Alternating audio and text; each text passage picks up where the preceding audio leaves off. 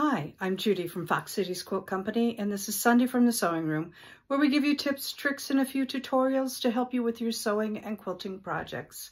If you like our videos, please hit that subscribe button below.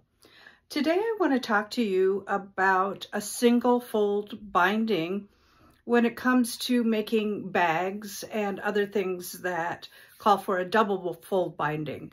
I love the By Annie patterns, and a lot of her patterns call for finishing a bias binding that is double folded. So oftentimes it calls for a 2.5 inch double fold binding.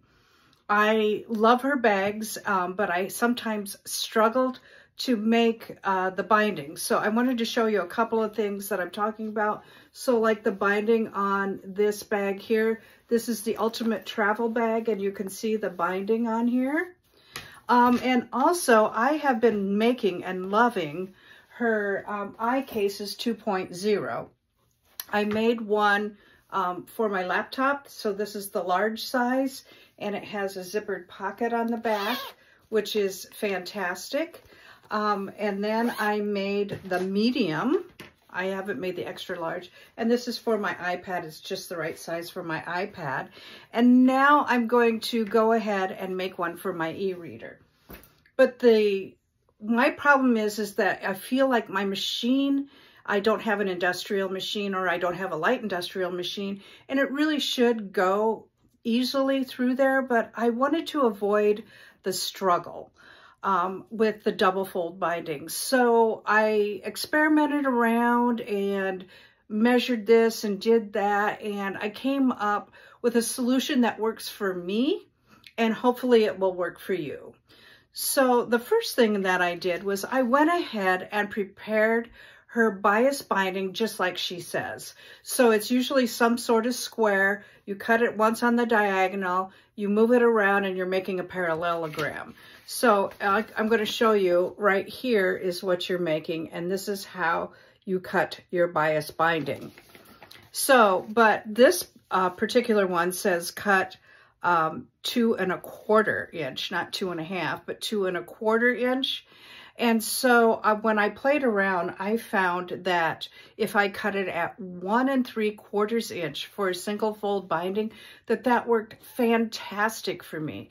Now you may want to reconsider doing that for a larger project that's going to get banged around a lot, and it may need that layer of fabric. But for these little iCases, I found the single fold binding works fantastic. So let me show you what I'm talking about and what that looks like. Okay, so I wanted to show you what I have done is I have put that single fold binding on. I lined up a raw edge to the raw edge of my bag. And then this is the bag front. So this is where the flap is. Let me show you. It's this part right here, and it needs a binding. It's all shaped.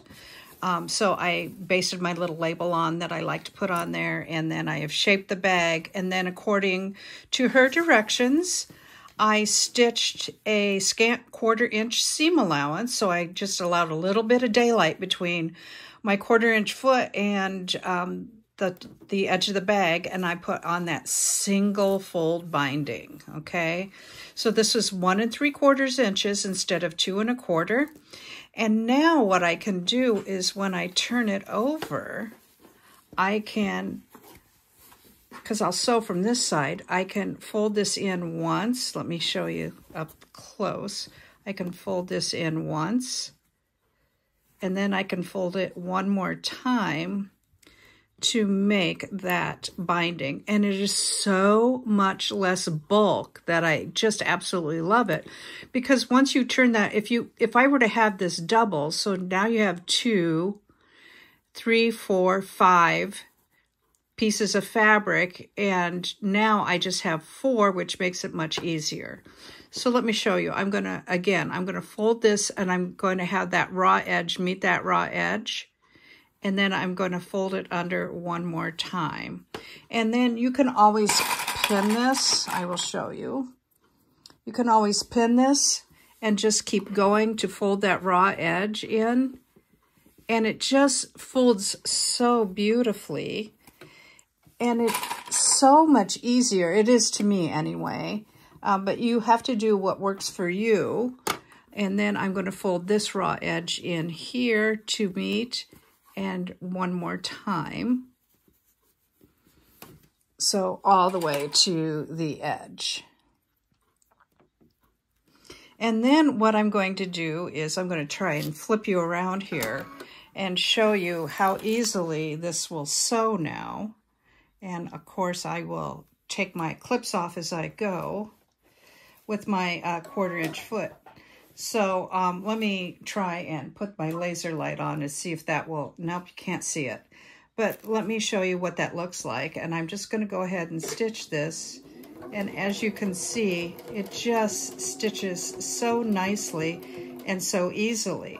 So you can imagine how much easier this would be to stitch when the bag is doubled. So you would have 4 pieces of fabric because you have your lining and your top and 2 layers of soft and stable.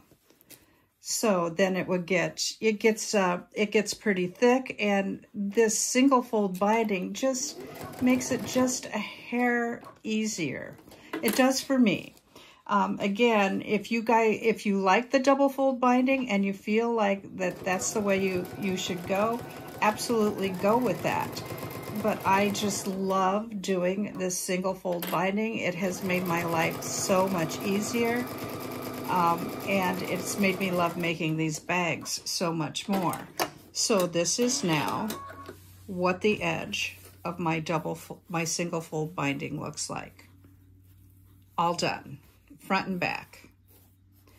So much easier, so much less bulk, easier to sew. So that's it. It's pretty easy, and it makes your life so much simpler. I think it's less bulk, it's easier to sew, and it makes those bindings a little less daunting. So this is for the By Annie bags, 1 3/4 inch single fold binding. This is Judy from Fox Cities Quilt Company. I hope you enjoyed this tutorial. Thank you so much for watching. Bye-bye.